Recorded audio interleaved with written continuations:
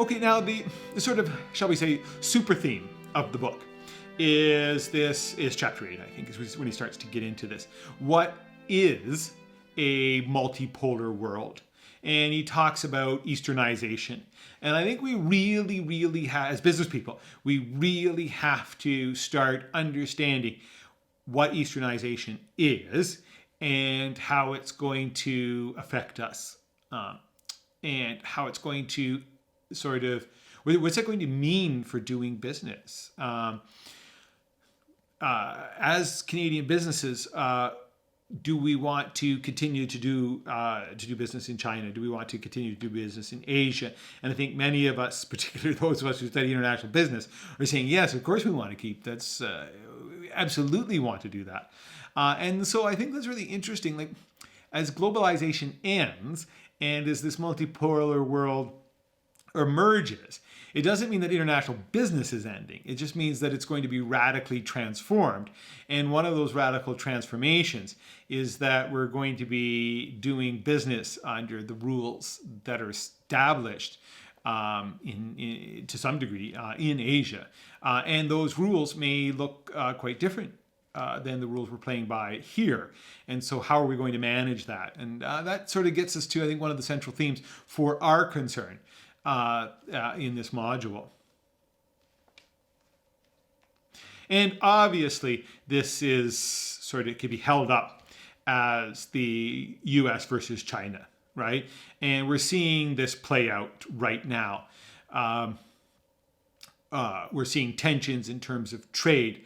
The United States all of a sudden saying that China is, because they're not playing fair, this is detrimental to the United States, and it is detrimental to many workers, right? We're seeing certainly changes in military stance. China, in particular, taking a much more aggressive approach in Asia, and I think Michael O'Sullivan does a good job at saying, okay, yeah, China doesn't have real sort of regional expansion. They're not the Japanese Empire or something like that, right? But they're certainly wanting to assert a lot more control over their neighbors.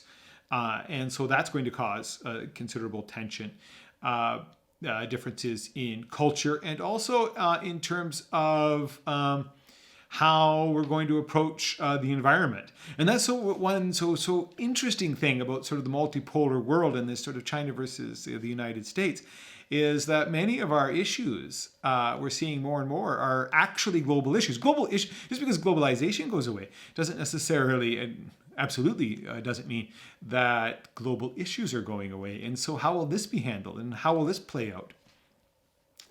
I really think this sort of, and you'll have to forgive me in the exact moment I'm at.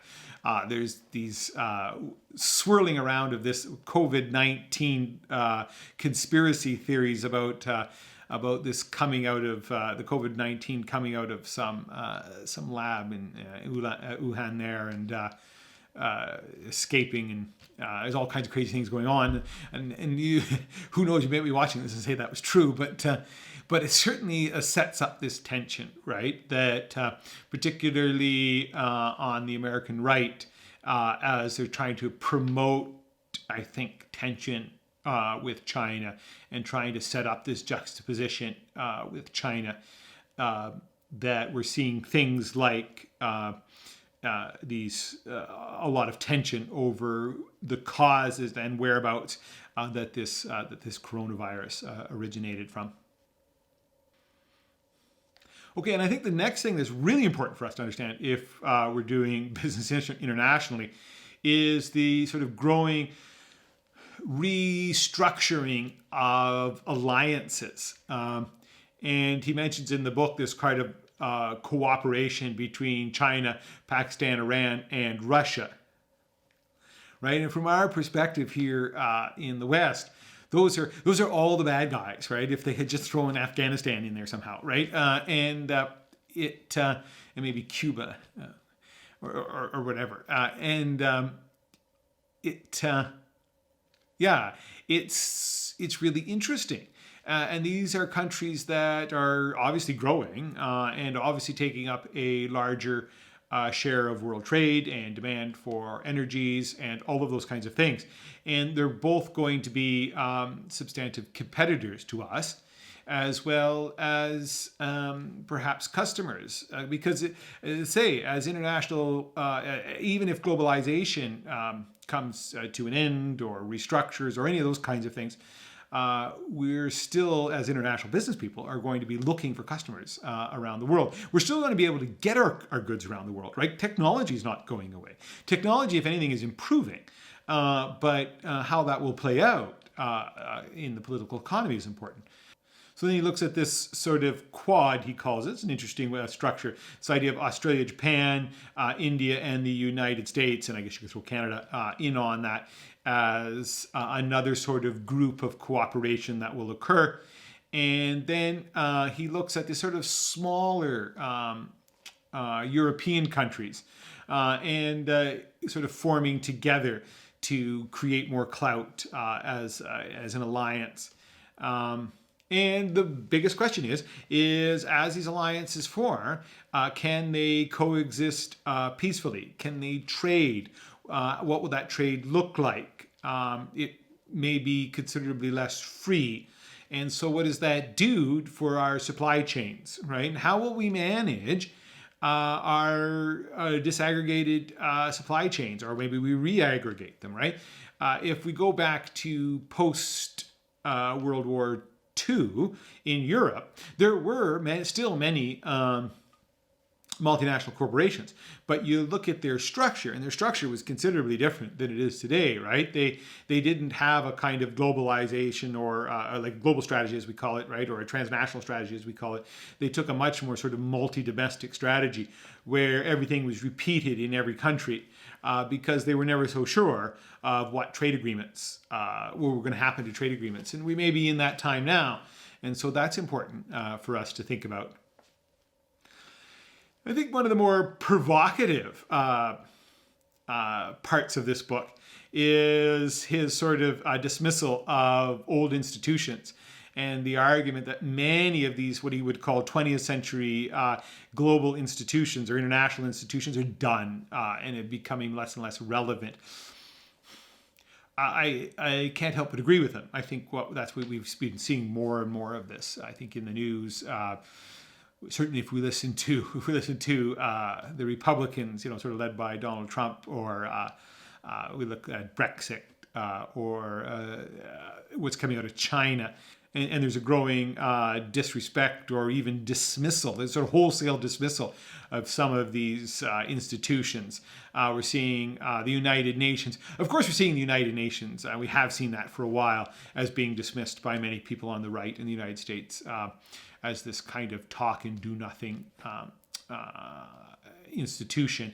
And I think what they mean by talk and do nothing is not looking after Americans' interest. And I think, and that's almost symptomatic of the fact that from a political economics perspective, that this globalization is sort of disintegrating. But he goes further and he says institutions like the IMF are now no longer relevant. There's no way, if you have a massive debt crisis in China, that China is going to accept the humiliating defeat of the IMF. As I said before, I lived through the Asia crisis, the Asia economic meltdown, and I saw the IMF come into countries, and particularly when I lived in Korea, I saw the IMF in Korea, and it is absolutely humiliating. They treat them like you're treated like adolescents, as irresponsible children who need to be told how to manage their money. And the IMF is quite pejorative in their approach, and has been quite harmful to the growth and development of society in general, and has given much more preference to the holders of wealth, for sure, and has been much kinder to corporations than it has to people. And that's not necessarily going to be work in China if they run into massive debt problems, which they could. So that's interesting, right? Maybe the IMF, those it can't reform. The World Trade Organization, he thinks, is already dead, and it's an interesting argument. I thought that was an interesting argument because, yes, I mean, the United States and China are simply ignoring the World Trade Organization now. Donald Trump has no quorums about dismissing standards of trade from the World Trade Organization. The World Bank has probably done all it's possibly can in the developed world, and I think he makes an interesting argument that maybe there's a place for the World Bank in Africa or something like that, but not as a global institution as it is now. And I think he's a little kinder to the OECD. So read through that. That's really provocative, and look at that. It's probably a lot different than what you've been taught so far in your degree here at Mount Royal about these institutions and their place. And it's quite provocative. I think it's one of the most interesting parts of the book. I like you can see my image here. I put this dragon sort of blowing fire across all of these world institutions. So that's interesting. So in chapter 9, he starts to talk about what this new world order will begin to look like. And he sets up an interesting kind of juxtaposition here, I think, between democracy and security, between sort of in general, between the levelers and the Leviathan. And that tension, I don't necessarily know, I don't think he does either, that one of those is necessarily going to win. I think what he's saying is that these are choices that are going to be made, and how they're going to play out in different poles around the world is different than what we've seen before. The idea that we can accept that we're on this long-term trajectory towards total liberal democracy, I think is what he's dismissing. That's not necessarily what's going to occur, and that a Leviathan model is quite plausible, and even could be successful. So this idea is that we could be living in a two-system world. The levelers and the Leviathan, or I don't necessarily know, or there's some ground in the middle, but that's not how he sets it up, but we can talk about that more. And this leveler system is this idea of an open society with an open economy, with open trade, with open institutions, the things that we've sort of, as Canadians, I think we almost hold up as true self-evidently. Right, and I think we have this sort of deep belief in the victory of democracy and good institutions, and we've seen them work too. I mean, look at our healthcare system that we have. It's it's not perfect by any stretch, but it's a strong institution. It's transparent. Its overlords are elected by us, and we can choose to have new people take care of it, and so it'll be tough to let that go in a sense.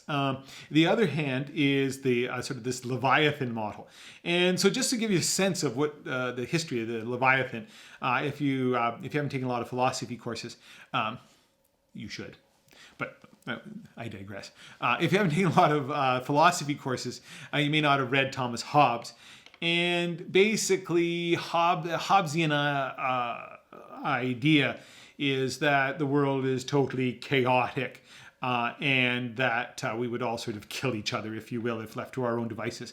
And so we give up a certain amount of our liberty and our freedom and those kinds of things, and we give them over to these sort of overlords, if you will, the Leviathan, the king, strong men, the party, if you will, right?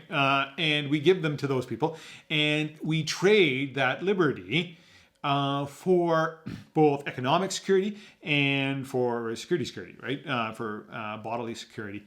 And in doing so, we come up, we benefit, right? We have nice things. We're secured in our own homes, and we have goods and services that we can access. And so, well, maybe this whole idea of liberty and democracy and openness and transparency, maybe that's all overrated.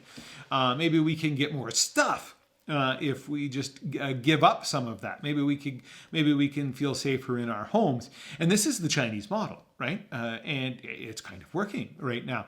That they've combined this idea of free market and prosperity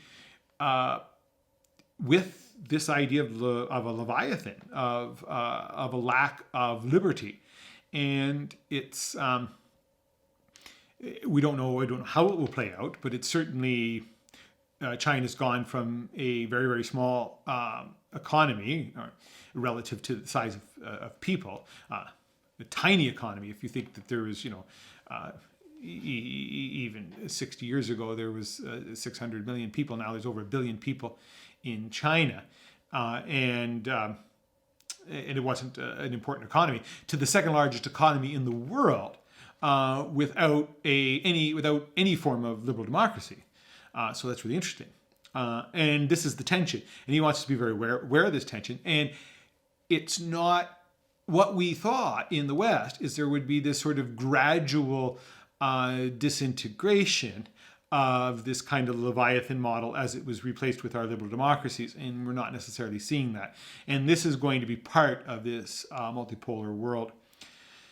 He sets up Hong Kong as a really interesting example. Hong Kong is, and still is, it was, and still is today, one of the sort of economically freest countries, or areas of countries, a bad word now, I guess, economically freest regions in the world. But there's a substantial amount of tension between Hong Kong and China. And their argument that they would have one country, two systems. We'll see how that plays out. We'll see which system eventually appears as the winning one. So what are the next steps for us? So now I've given you an overview of the book. I've given you, I think, just a flavor of it. I think I could have added, I think I could have doubled my time. I think I can go on all day. Go on for another 5 hours about this book. There's so much interesting in it. Actually, when making my notes and preparing for these lectures, I had to leave out so much. I thought, oh, maybe that's interesting. But with the knowledge that you're going to find them, and you're going to find things that are maybe different than I. You may actually not like my take on everything. You say, well, that's not exactly what he said. You said that in your lecture, but I didn't read it that way. This is what I want you to do. The whole purpose of this module is really to provoke our thoughts on what the world is going to look like in 2 or 3 years, in 5 years, in 10 years, and how us as people of business are going to be able to live in that reality and prosper. And we're not going to do that by pretending that things are going to be the same. And we're not going to do that by saying that honest and intellectually honest debate and thinking is not important. You absolutely have to do that if you're going to reshape the world. And so this is all about provoking thought. And that's all that this module is about. So what I really want you to do is to look at everything here critically. And then I want you to start developing questions. So I've set up a bunch of assignments for our discussions and all of those other kinds of assignments you're going to see. And follow through the assignments and do them. And let's work together. And let's have fun with this. So that's the other thing, too, is that this might not seem like the most fun time to live. But intellectually, these types of crisis times are not a bad time to be a student, because we're allowed to think differently, right? We're allowed to say, "Oh, I'm a business student," and yet I'm not boxed in to these frameworks that I'm being taught. I can dismiss some of these frameworks. I can say that's old. That's not what's going on anymore. And if you do that, it's when this sort of creative entrepreneurial ideas come up. And so international business in the context of political economy look like in terms of entrepreneurship? And maybe that's what we can talk about, right? And so I hope you enjoy our future discussions, and I hope you're intrigued by what we've done so far. Right. See you soon.